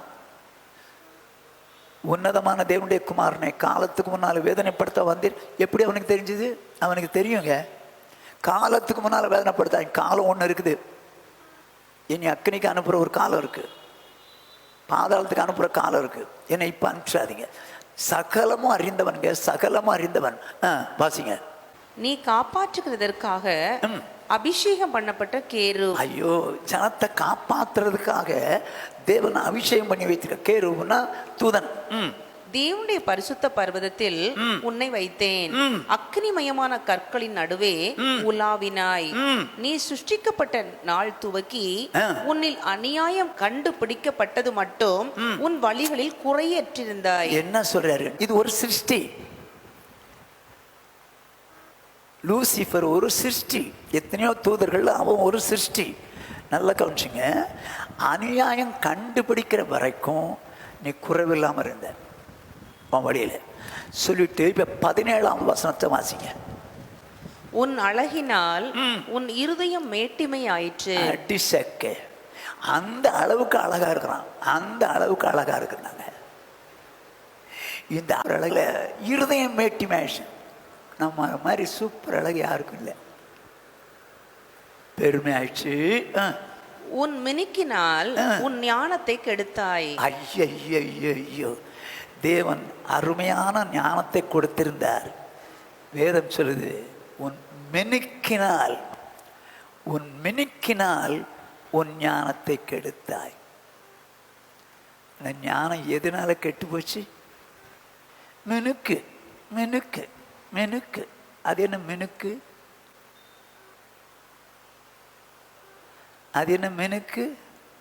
ஆங்கிலத்தில் பிரைட்னஸ் இருக்கா? பிரைட்னஸ். பாருங்க, மேட்டிமைனால உன் இருதயம் போச்சு. கரெக்டு. ஸோ பியூட்டினால மேட்டிமை ஆகிட்டான், அழகுனால. இப்போ பிரைட்னஸ், அவ்வளோ பிரகாசமாக இருந்திருக்காங்கங்க, அவ்வளோ பிரகாசமாக இருந்திருக்கிறான். மினுக்கு, இந்த மினுக்கினாலே என்ன ஆயிடுச்சு? உன் ஞானத்தை கெடுத்தாய். ஞானமே கெட்டு போச்சு. பிரைட்னஸ் இருக்குல்ல, இதை நம்ம சரியாக புரிஞ்சுக்கிறதுக்கு சொல்கிறோம் பாருங்க. வெளிப்படுத்தின விசேஷம் 18வது அதிகாரம் 1ஆம் வசனம். இவைகளுக்கு பின்பு வேறொரு தூதன் மிகுந்த அதிகாரமுடையவனாய் வானத்திலிருந்து இறங்கி வர கண்டேன். அவனுடைய மகிமையினால் பூமி பிரகாசமாயிற்று. ஒரே ஒரு தூதன் வானத்திலிருந்து இறங்கி வர்றான். அந்த தூதனுடைய மகிமையினால் பூமி பிரகாசமாயிட்டான். ஒரே ஒரு தூதங்க. எந்த அளவுக்கு பவர்ஃபுல் பிரைட்னஸாக இருந்திருப்பான். இதைத்தான் சொல்லுது, உன் மெனிக்கினால் உன் ஞானத்தை கெடுத்துச்சு. தள்ளப்பட்டாங்க, மேலேருந்து தள்ளப்பட்டான். அருமையானவளே, நல்லா கவனிச்சிங்க. நம்ம ஞானம் நம்மளோடு கூட நாசமாக போயிடக்கூடாது. இயேசு சீக்கிரமாய் வரப்போகிறார். வருவாரா? இயேசு வரப்போகிறாரா? ஆமென். எதுக்காக வர்றாரு? எல்லாருக்கும் தெரிஞ்ச வசனம், எபிரேயர் 9:28. கிறிஸ்துவும் அநேகருடைய பாவங்களை சுமந்து தீர்க்கும்படிக்கு ஒரே தரம் பலியிடப்பட்டு தமக்காக காத்து கொண்டிருக்கிறவர்களுக்கு ரட்சிப்பை அருளும்படி 2ஆம் தரம் பாவம் இல்லாமல் தரிசனமாவார். இப்ப என்ன செய்து பாருங்க, தமக்காக காத்து கொண்டிருக்கிறவர்களுக்கு ரட்சிப்பை அருளும்படி 2ஆம். முதல்ல ரட்சிக்கப்பட்டோம், இப்ப ரட்சிக்கப்பட்டவங்க அவருக்காக காத்திருக்கிறாங்க. காத்திருக்கிறவங்களுக்கு 2ஆம் தரம் இயேசு பாவம் இல்லாமல் தரிசனமாக போறார். ஆமென். ஹல்லேலூயா. வரப்போறாரா?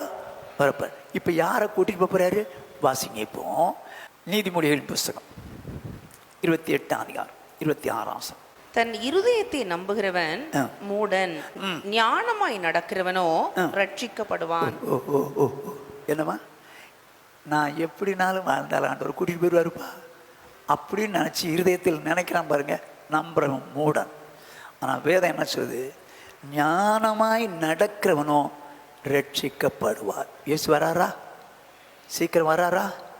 யார் ரட்சிக்கப்படுவாங்க? ஞானமாய் நடக்கிறவர்கள். ஞானமாய் பேசுகிறவர்கள் அல்ல, ஞானமாய் நடக்கிறவர்கள். இயேசு வரும்போது அவருக்காக காத்திருக்கிறவங்களை கூட்டு போகிறாரு. அன்னைக்கு ரட்சிக்கப்பட போகிறோம். ஆண்டவர்கிட்ட சொல்ல போகிறோம், ஆண்டவரே நீ ஞானத்தை தருகிற. நீதிமானுக்கு என்று என்ன கொடுக்குறாராம்? மெய் ஞானத்தை கொடுக்குறாராம். 6 விதத்தில் ஞானம் கிடைக்கும். எல்லாம் சொல்லுங்க. 1, ஆண்டவர்கிட்ட கேட்கறதுனால ஞானம் கிடைக்கும். 2, தீவை வெறுக்கிறதுனால ஞானம் கிடைக்கும். 3, வசனத்தினால ஞானம் கிடைக்கும். 4, வசனத்தை கை கொள்றதுனால ஞானம் கிடைக்கும். 5 சபை கூடியவர்களுக்கு ஞானம் கிடைக்கும். 6 தேவனுடைய பிள்ளைகளோடு கூட ஐக்கியப்படும் போது ஞானம் கிடைக்கும். ஆனால் ஞானமுள்ள ஒருத்தன் மினுக்கினால் கீழே விழுந்துட்டான்.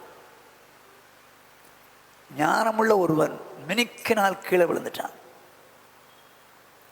அப்படியே ஞானமுள்ளவனை எப்படி அவன் தள்ளலான்னு பார்ப்பான்.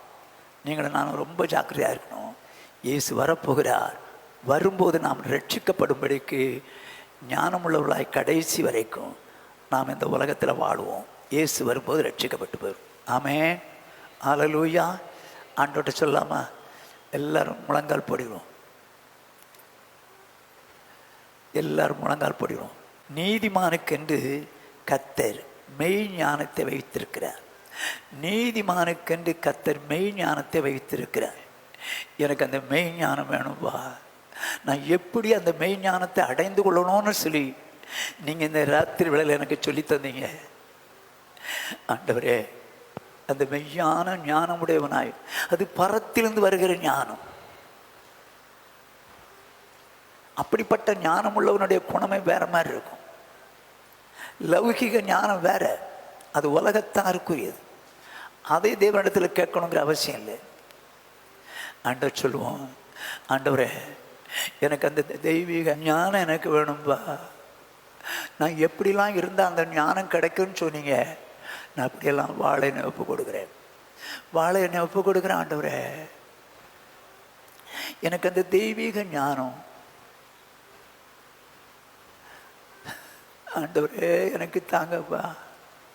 ஆனால் நான் ஞானியாக இருக்கக்கூடிய நான் ஒரு நாளும் என்னுடைய பெருமைனாலோ வேறு எந்த காரியத்தினாலோ என் ஞானத்தை நான் கெடுத்துறாதபடிக்கு என்னை காப்பாற்றிக்கொள்ள எனக்கு கிருபைதான். இயேசு கிறிஸ்து என்றைக்கு வந்தாலும் நான் ரட்சிக்கப்படும்படி ஞானமுள்ளவனாய் நடப்பதற்கு எனக்கு அப்படிப்பட்ட வைராக்கியத்தை தருவீராக. அப்படிப்பட்ட ஒரு வைராக்கியத்தை எனக்கு தருவீராக. ஆண்டவரே என்னை ஒப்பு கொடுக்கிறேன். என்னை ஒப்பு கொடுக்கிறேன். எல்லாரும் ஆண்டவரை சொல்லுவோமா? இப்பொழுது நம்ம மத்தியில் தானே மிஷினரி கிருபாகரன் ஜெபிப்பார். எங்களை அதிகமாய் நேசிக்கிறதான எங்கள் அன்பின் நல்ல ஆண்டவரே, இந்த ஆசீர்வதிக்கப்பட்டதான இந்த மாலை வேளையிலே உம்முடைய சமூகத்திலே கூடி வந்து ஆண்டவரே உம்முடைய வேதத்தை நாங்கள் ஆராய்ந்து பார்க்கும்படியாக உம்முடைய தாசர் மூலமாக ஆண்டவரே எங்களுக்கு நீர் காட்டி கொடுத்ததான வேதத்தினுடைய காரியங்களுக்காக உங்களுக்கு நன்றி செலுத்துகிறோம். ஆண்டவரே நீர் மெய் ஞானத்தை எங்களுக்கு தருகிறீர். ஆண்டவரே மெய் ஞானம் ஆண்டவரை யார் பெற்றுக்கொள்வாருங்கிற வசனத்தின் மூலமாக அநேக வசனங்களின் மூலமாக நம்முடைய போதகர் மூலம் நாங்கள் கேட்டோம். ஆண்டவரே ஆண்டவரே நீதிமானுக்கென்று மெய் ஞானத்தை நீ தருகிறீர். ஆண்டவரே அது யார் எப்படி பெற்றுக்கொள்வார் என்று பார்க்கிறோம். உங்களுக்கு பயப்படுவதன் மூலமாக கர்த்தருக்கு பயப்படுவது ஆண்டவரே ஞானத்தின் ஆரம்பம் என்று பார்க்கிறோம். ஆண்டவரே தீமையை வெறுப்பதின் மூலம் ஆண்டவரே உங்களுடைய ஞானத்தை நாங்கள் பெற்றுக்கொள்வதாக காணப்படுகிறோம். ஆண்டவரே உங்களுடைய வசனத்தின்படி நடக்கிறதுனால வசனத்தை கை கொள்கிறதுனால ஆண்டவரே உம்முடைய வருகைக்காக நாங்கள் காத்திருக்கிறோம். ஆண்டவரே உம்முடைய வருகை வரை நாங்கள் காத்திருக்கும் போது ஞானத்தின் மூலமாக ஆண்டவரே அந்த நாங்கள் உம்முடைய வருகைகளை நாங்கள் வசனத்தை கை கொண்டு நடப்பதன் மூலம் ஆண்டவரே வருகைகளை நாங்கள் காணப்படுவோம். ஆண்டவரே அதே போல இந்த நாளிலே வந்ததான ஒவ்வொருவருக்கும் ஆண்டவரே இந்த லைவீக ஞானம் உலக பிரகவான ஞானம் எங்களுக்கு வேண்டாம். ஆண்டவரே நீர் கொடுக்கிறதான அந்த மெய் ஞானத்தை பெற்றுக்கொண்டு உம்முடைய வருகைக்காக ஒவ்வொரு நாளும் வசனத்தின்படி நடந்து பயத்தோடு நடுக்கத்தோடு ஆண்டவரே உம்முடைய வருகையிலே நாங்கள் காணப்பட வந்ததான ஒவ்வொருவருக்கும் ஆண்டவரே இந்த சாயந்தர வேளையிலே உம்முடைய தாசர் மூலமாய் நாங்கள் வசனத்தை கேட்ட ஒவ்வொருவரும் ஆண்டவரே உம்முடைய வருகையிலே நாங்கள் காணப்படுகிறவர்களாக காணப்பட எங்களுக்கு கிருபை தருவீராக. தொடர்ந்து பெரிய காரியங்களை செய்யும் இயேசுவின் நாமத்தில் கெஞ்சி கேட்கிறோம் நல்ல பிதாவே. ஆமென். என் ஆத்மாவே கர்த்தரை ஸ்தோத்திரி, என் முழு உள்ளமே அவருடைய பரிசுத்த நாமத்தை ஸ்தோத்திரி. என் ஆத்மாவே கர்த்தரை ஸ்தோத்திரி, அவர் செய்த சகல உபகாரங்களை மறவாதே. ஆமென். நம்முடைய கர்த்தராகிய இயேசு கிறிஸ்துவினுடைய கிருபையும் பிதாவாகிய தேவனுடைய அன்பும் பரிசுத்த ஆவியானுடைய ஐக்கியமும் அந்யோன்யமும் ஆறுதலும் சமாதானமும் என்றும் என்றும் நம் அனைவரோடும் உலகில் சகல பரிசுத்தங்களோடு காப்பதாக. ஹல்லேலூயா, ஹல்லேலூயா, ஹல்லேலூயா.